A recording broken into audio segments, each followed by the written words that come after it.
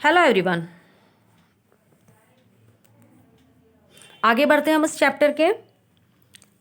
तो मैं आपको अर्थक्वेक के बारे में बता रही थी कि अर्थक्वेक आने से समुद्र के अंदर हाई वेव्स आते हैं, ठीक है ना। और इसके कारण लॉट ऑफ डैमेज होता है ना। और सी वेव्स, और इस प्रकार जो जो सी वेव्स आती हैं अर्थक्वेक के कारण, जो सी वेव्स आती हैं हम उसको सुनामी कहते हैं। इसमें एग्जाम्पल दिया है इन 2005 an earthquake in south east Asia caused a mammoth tsunami resulting the wide spread damage in many countries including India. मतलब सुनामी आने से मतलब क्या होता है कि जो समुद्र में जो लहरें हैं वो बहुत तेज चलने लगती हैं और उनका जो समुद्र का जो वाटर लेवल है बहुत तेजी से बढ़ता है, ठीक है ना। तो समुद्र में भी बाढ़ आ जाती है, अर्थक्वेक के कारण समुद्र में भी बाढ़ आ जाती है, सुनामी उसी को हम कहते हैं। It is not yet possible to predict the occurrence of an earthquake. मतलब अर्थक्वेक का होना ये हमको ऐसा मालूम जल्दी इस मालूम पड़ना पॉसिबल नहीं होता। It is believe that strange animal behaviour can be use for is this purpose, but this is uncertain because it can occur due to some other aspects also. कोई अनिश्चित कारणों से भी हो सकता है और कुछ अदर एस्पेक्ट्स भी हो सकते हैं जिसके कारण ही आते हैं। Such animal behaviour comprises and abnormal behaviour on the part of fish. जैसे ही कुछ समुद्र के अंदर कुछ एनिमल्स हैं जो एबनॉर्मल बिहेवियर हो रहा है, फिश है, एनिमल्स, बर्ड, इसके कारण भी ये सब जो मतलब जो समुद्र में जो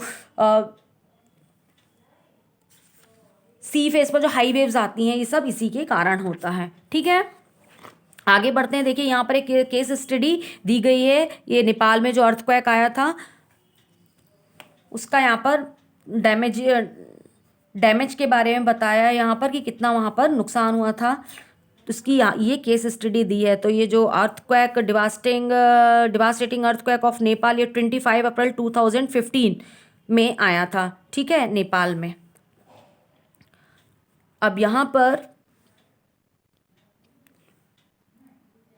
इसके अलावा मतलब नेपाल के अलावा भी अर्थक्वेक में जो है अर्थक्वेक के कारण जो नेबरिंग कंट्रीज हैं उसको भी नुकसान पहुंचा है। The earthquake also affected some neighbouring countries of Nepal like India where about 130 people dead and 560 were injured. In China about 27 people died and 383 were injured, मतलब घायल हो गए थे। In Bangladesh were about 4 death and 200 injure reported, है ना, injuries reported. ये इस प्रकार की रिपोर्टेड है कि यदि अर्थक्वेक आता है तो आसपास की जो कंट्री होती है उसमें भी नुकसान होता है, ठीक है। तो अब हम आगे पढ़ते हैं movement of water, ice and wind. The earth surface undergoes a change due to weathering and erosion. The sun, wind, ice, water और rain weather the surface is break down. क्या है, सनरेज के कारण, विंड के कारण, ice गिरने के कारण, वाटर और बहुत तेज रेनफॉल होने के कारण क्या होता है, जो अर्थ सरफेस होता है वो ब्रेक डाउन हो जाता है, वीक हो जाता है। The broken particles are carried away by the erosion of movement of water. और जब ये ब्रोकन टूटे हुए जो पार्टिकल्स होते हैं तो इनको या तो हवा के द्वारा, वाटर के द्वारा, ये मतलब one place to another carry हो जाते हैं, ठीक है। The movement of water in rivers carry sediment. और जब ये मूवमेंट वाटर मतलब रिवर में होता है ना, रिवर वाटर में होता है तो ये अपने सेडिमेंट्स को अपने साथ में ले जाता है और किसी प्लेन में जाकर ये डिपॉजिट कर देता है, मतलब इकट्ठा कर देता है। The movement of ice in glacier pushes rock. अब जब ये मूवमेंट आइस में होता है तो ग्लेशियर में, आइस में होता है तो ये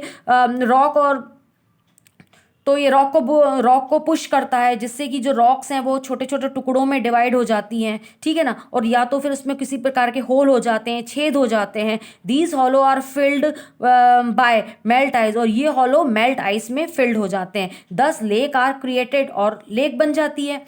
van wind blow you can see dust particle in it. और जब विंड बहुत तेजी से बिलो होती है तो हम कहते हैं डस्ट पार्टिकल आते हैं। द ब्रोकन पार्टिकल्स, और ये जो डस्ट पार्टिकल होते हैं, ब्रोकन पार्टिकल होते हैं, पार्टिकल मीन्स टुकड़े, तो ये किस चीज के होते हैं, ये तो या रॉक के होते हैं, कैरीड अवे बाय विंड, जो कि विंड के द्वारा वन प्लेस टू अनदर चले जाते हैं। This phenomenon can be seen clearly in desert where sand dune shift from one place to another. तो इस फिनोमिनॉन को हम एक डेजर्ट में जो सैंड ड्यून बनते हैं उसके द्वारा समझ सकते हैं, ठीक है ना।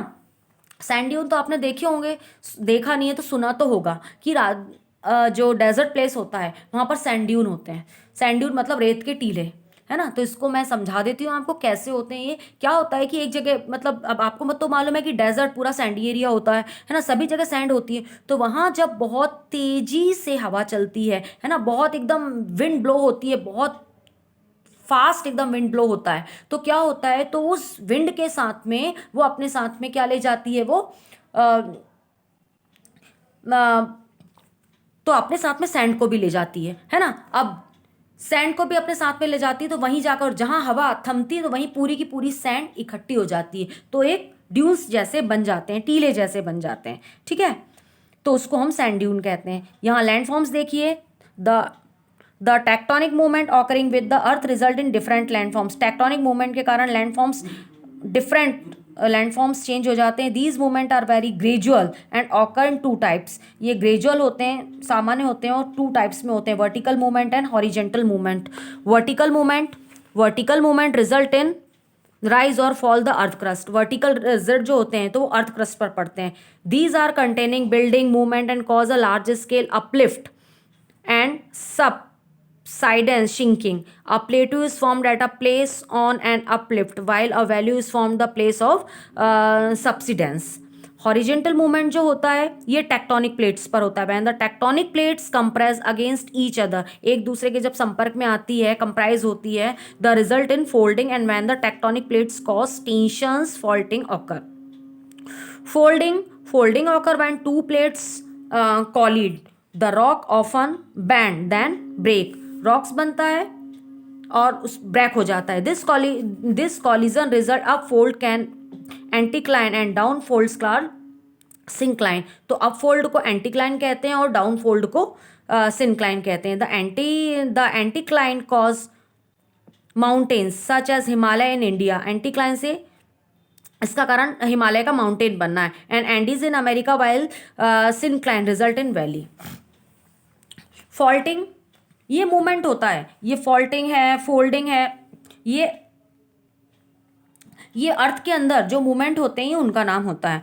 Faulting when tectonic plates move away from each other, एक दूसरे से जब ये मूव हो जाती हैं, अ tension is cause resulting a crack और फिशर। तो क्या हो जाता है, जब एक दूसरे से जब ये अलग हो जाती हैं तो इनमें क्रैक्स आ जाते हैं। In the earth surface the faulting can be horizontal और वर्टिकल। और ये फॉल्टिंग कैसे होते हैं, हॉरिजेंटल होते हैं, वर्टिकल होते हैं, और both types can occur simultaneously. Landforms and human activity. अब लैंडफॉर्म्स और ह्यूमन एक्टिविटी में एक रिलेशन भी है कि in addition the various earth movement human also cause a change in the landforms on a large scale, cutting down of tree, construction of road, building dams, canal, mining, and the use of explosive for construction or warfare are some of human activity with a cause of change in the earth.